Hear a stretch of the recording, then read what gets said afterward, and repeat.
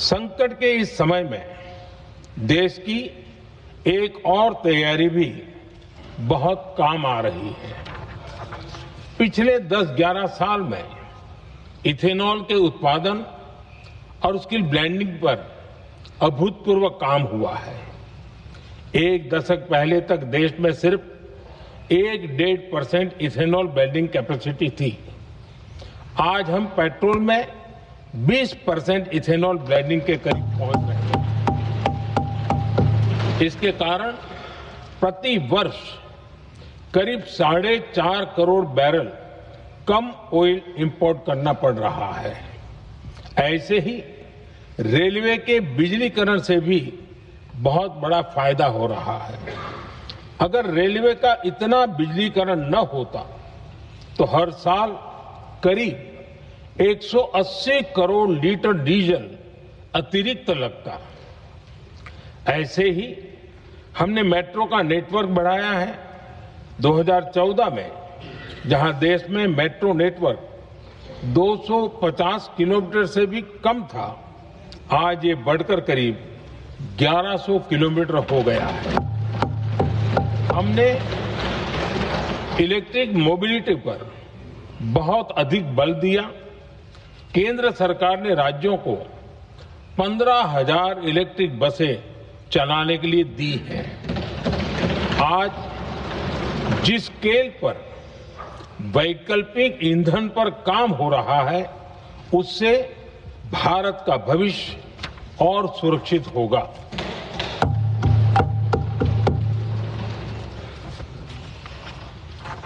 आदरणीय अध्यक्ष जी, हम जानते हैं कि एनर्जी आज इकोनॉमी की रीढ़ है और ग्लोबल एनर्जी नीड्स को पूरा करने वाला एक बड़ा सोर्स वेस्ट एशिया है। स्वाभाविक है कि दुनिया भर की अर्थव्यवस्था वर्तमान संकट से प्रभावित हो रही है और भारत पर इसका कम से कम दुष्प्रभाव हो, इसके लिए निरंतर प्रयास किए जा रहे हैं।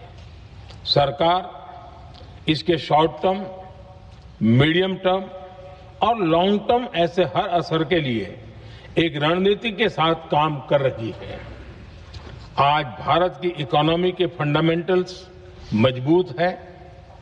इससे भी देश को बहुत मदद मिली है। हम हर सेक्टर के स्टेक होल्डर्स के साथ चर्चा कर रहे हैं।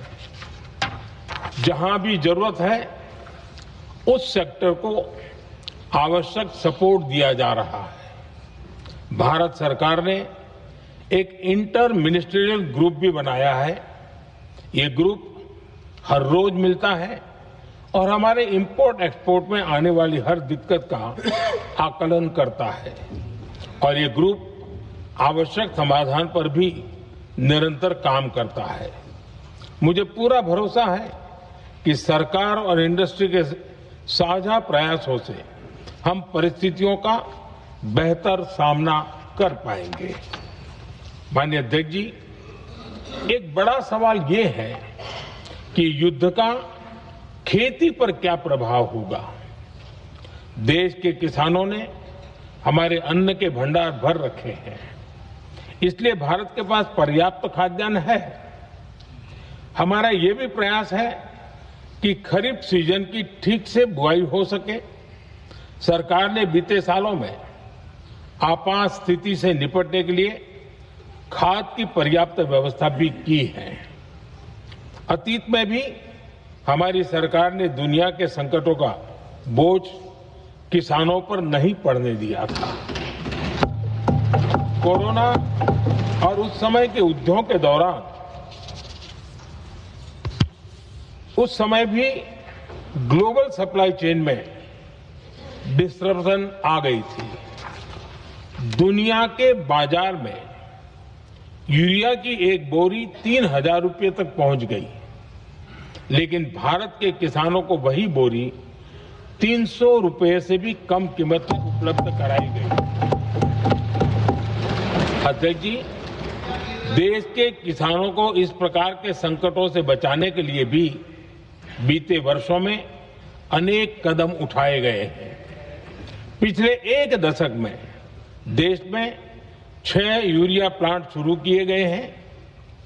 इससे सालाना 76 लाख मैट्रिक टन से अधिक की यूरिया प्रोडक्शन कैपेसिटी जुड़ी है। इस दौरान डीएपी और एनपीकेएस जैसी खाद का घरेलू उत्पादन भी करीब 50 लाख मैट्रिक टन बढ़ाया गया है। इतना ही नहीं, तेल और गैस की तरह खाद के आयात को भी डाइवर्सिफाई किया गया है। ऐसे ही डीएपी और एनपीके के आयात के लिए भी हमने अपने विकल्पों को विस्तार किया है। अध्यक्ष जी, सरकार ने देश के किसानों को made in India nano urea का विकल्प भी दिया है।